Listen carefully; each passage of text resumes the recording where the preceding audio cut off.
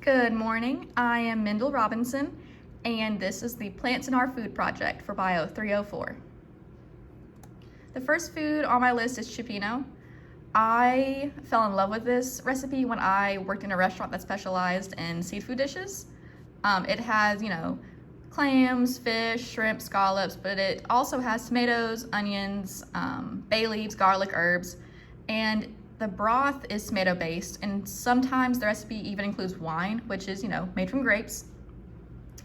The first written recipe was found to be from, I think, 1915s or the 1910s area, and it's believed to be created by Italian immigrants living in the San Francisco area.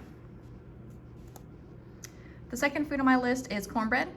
So the original recipe, quote unquote recipe, was made by Native Americans, and it's from before European settlers were here. That original recipe was pretty much just cornmeal and salt, and nowadays it's made with cornmeal, flour, buttermilk, eggs, salt, and sugar is optional.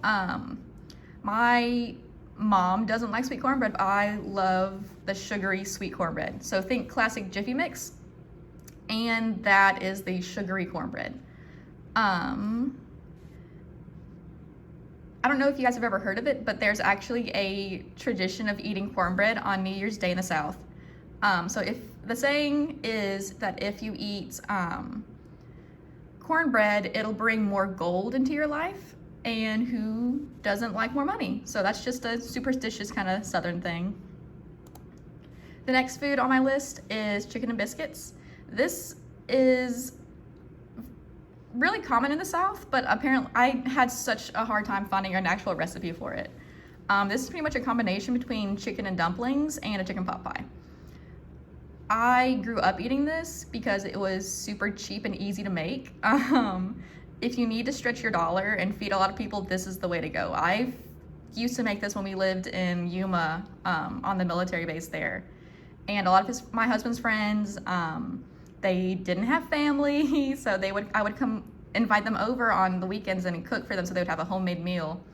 And I could feed probably like 6 20-year-old guys for about $10 to $15, which is, the way to go if you can.